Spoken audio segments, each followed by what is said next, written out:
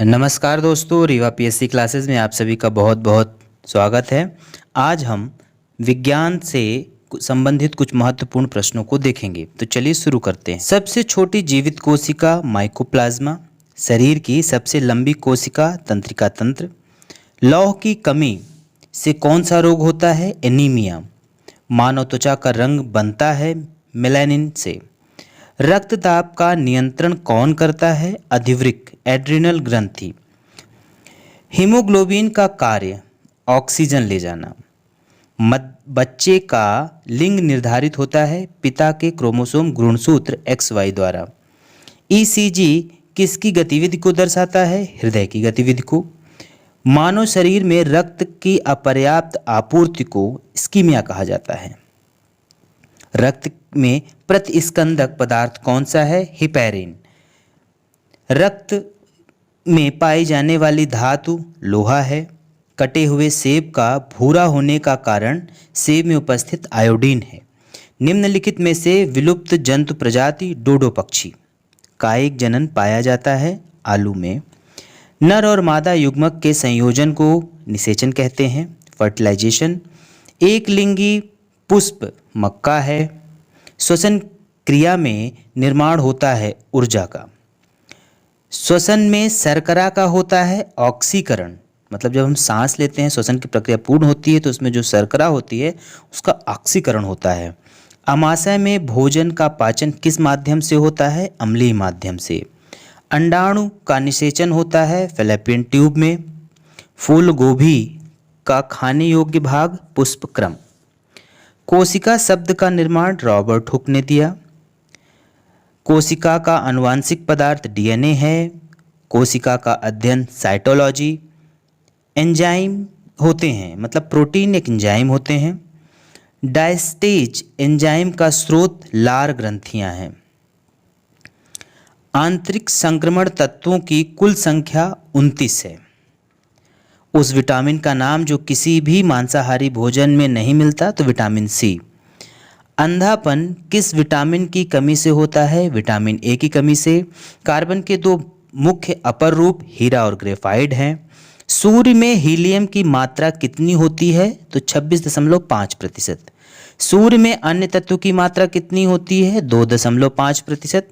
सूर्य का केंद्रीय भाग क्रोड कहलाता है। शरीर की सबसे बड़ी हड्डी फीमर हड्डी है। पृथ्वी पर एक व्यक्ति का वजन 600 N है, उसका वजन चांद पर 100 N होगा। सोना का आपेक्षिक घनत्व 19.3। ठोस कण की इकाई स्टेरेडियन है। स्त्रियों में या स्त्रियों की नसबंदी को ट्यूबेक्टोमी कहा जाता है। भ्रूण के विकास के लिए किस अंग के द्वारा खाद्य की पूर्ति की जाती है? तो बीजांडासन द्वारा। पुरुषों में नसबंदी को वैसेक्टोमी बोला जाता है।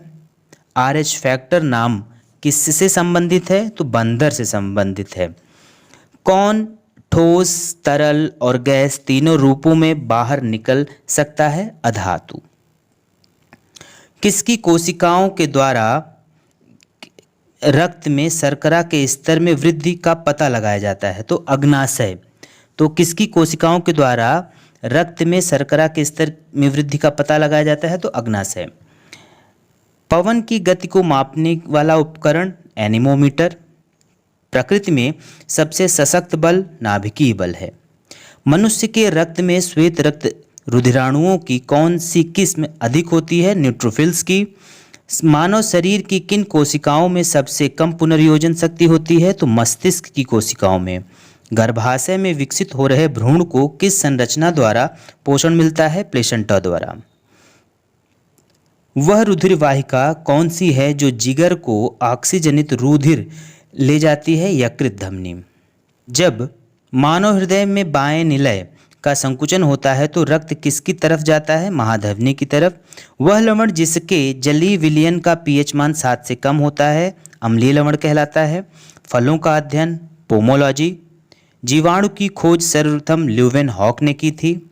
जिन पौधों पर बीज बनते हैं किंतु फूल नहीं उगते उन्हें अनावृत बीजी कहा जाता है। पौधे में आवश्यकता से अधिक जल किस प्रक्रिया द्वारा बाहर निकाले जाते हैं? वाष्पोत्सर्जन द्वारा।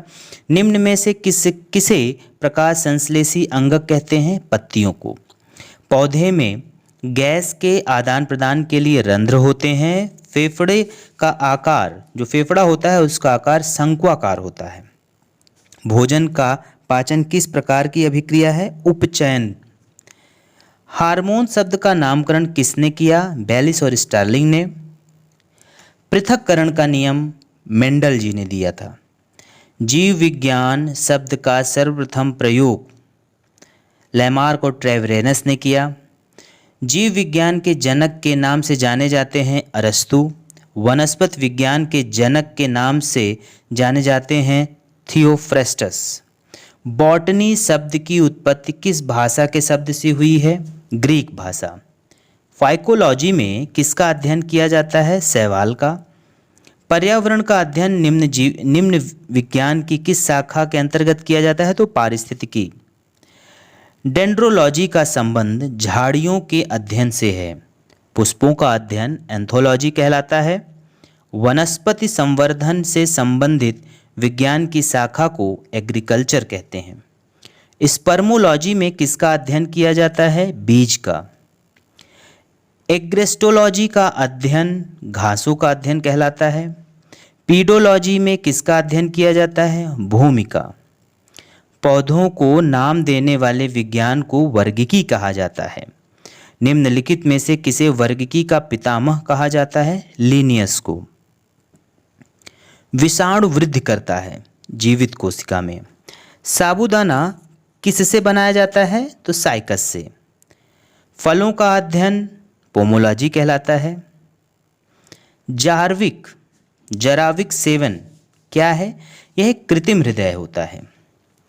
पित्त स्रावित होता है यकृत द्वारा। यकृत में भविष्य के लिए भंडारित रहता है विटामिन ए। दही खट्टा किसके कारण होता है? लैक्टिक एसिड की उपस्थिति के कारण। श्वसन में शर्करा का ऑक्सीकरण होता है। आमाशय में भोजन का पाचन किस माध्यम से होता है? तो अम्लीय माध्यम से। दही खट्टा किसके कारण होता है? लैक्टिक एसिड की उपस्थिति के कारण। डीएनए की संरचना को सबसे पहले किसने रेखांकित किया? वॉटसन व क्रिक ने। विकास का सिद्धांत किसके द्वारा प्रतिपादित किया गया? डार्विन के द्वारा। किस विटामिन की कमी के कारण मसूड़ों में रक्त आता है और दांत हिलने लगते हैं?